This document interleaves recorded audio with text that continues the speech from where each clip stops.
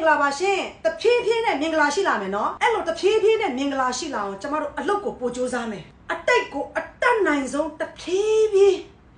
မေ့အောင်ကြိုးစားမယ်ချက်ချင်းမမေ့နိုင်ဘူးကျမနားလေတယ်လွန်ခဲ့တဲ့18နှစ်ကကျမကြုံလိုက်တဲ့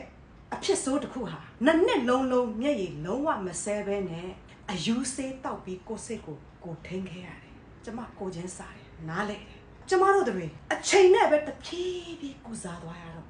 တေးကြတာတစ်ခုကကျမတော်တက်တာအားလုံးပြည်သူများရဲ့စိတ်ဓာတ်ခွန်အားအပြည့်ပေးနေမယ်ဆိုတာယုံကြည်ပေးပါကျမတူလေးခုသူတို့အုပ်စုတစ်ပတ်ခါကြရင်ချမ်းပြည်တောင်ပိုင်းအင်းထဲဘက်ကိုဆင်းတော့မယ်နော်အင်းထဲဘက်ကိုဆင်းရင်းနဲ့ပြင်းမနာကိုဖြတ်ရင်ပြင်းမနာကိုလည်းသူတို့စနေနာကြည့်အောင်မယ်ဒါကြောင့်တော့အကူကြီးလိုနေတဲ့ရက်ရွာအပေါင်းပြည်သူများအားလုံးလူနေတဲ့အလူရှင်တွေဝိုးတော်ဝါဒမဖြစ်အောင် line ပေါ်ကနေပြီးတော့အရန်ဒုက္ခရောက်နေတဲ့ဗီဒီယိုကိုတင်ကျမကိုလည်းပို့ပေးကျမလည်းတင်ပေးမယ်အဲ့ဒါဆိုရင်လူအများအမြန်မြင်တယ်အမြန်ကြားတယ်အမြန်သိတယ်ကျမအခုနောက်ထပ်300ထပ်ဖြည့်ပေးလိုက်တယ်နော်အလူရှင်တွေကလူချင်းတွေတုံးပဲဒီအလူငွေကိုကျမရက်လိုက်တယ်ဆိုတာအလူရှင်တွေရဲ့ငွေအမောက်တအားကြီးလာပြီဆိုရင်ကျမစရင်ရှင်းတာလုပ်ပေးရမှာကျမကြောက်တယ်မလုပ်ချင်တာလည်းပါတယ်300အတွင်းဆိုရင်ကျမကိုယ်တိုင်လုပ်လို့ရတယ်ဘာဖြစ်လို့လဲဆိုတော့ကျမလည်းတခြားအလုပ်တွေလုပ်ငန်းတွေကိုရှုပ်ထွေးနေတာမို့လို့အလူငွေကောက်ခံပြီးနာမည်ပြတ်သွားမှလည်းစိုးရိမ်တယ်ဒါကြောင့်ကိုယ့်ဟာကိုယ်ပဲထည့်လူလိုက်တယ်အေးရောလက်ရှိကျမတို့ပြည်သူပြည်သားတွေရဲ့ပတ်စံဟာတကယ့်ကိုချွေးသွေးစာဖြစ်တယ်။ဘာဖြစ်လို့လဲဆိုတော့ကျမတို့မြန်မာပြည်ကအရန်ခက်ခဲနေတယ်။ခက်ခဲနေတော့ညာလဲကျမတို့ပြည်သူတွေဟာတနာကျင်တာစိတ်မေတ္တာစိတ်အရန်ပြေတာမို့အဲ့ထောင်ထဲတိတ်မကြံတော့ညာလဲထုတ်ပြီးလူပေးတဲ့စိတ်စေတနာပြေလို့ဒီစိတ်ကြောင့်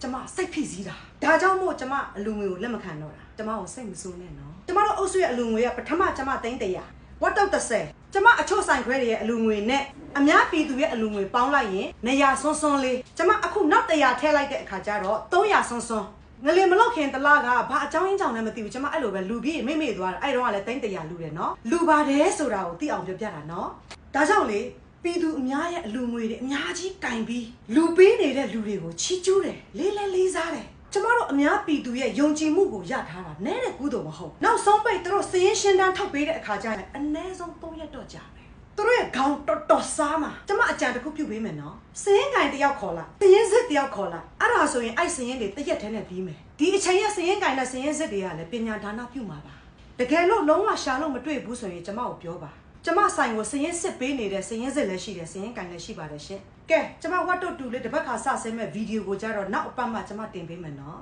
ဒီတစ်ခါတော့ကျမသူ့ကိုမှာထားပြီဗီဒီယိုရိုက်ပြီးမှတ်တမ်းယူတဲ့အခါမှာဒီလိုတွေမရိုက်လာနဲ့โอเคပါအခုသူ့ဗီဒီယိုလေးကိုကြည့်လိုက်ပါဦးရှင်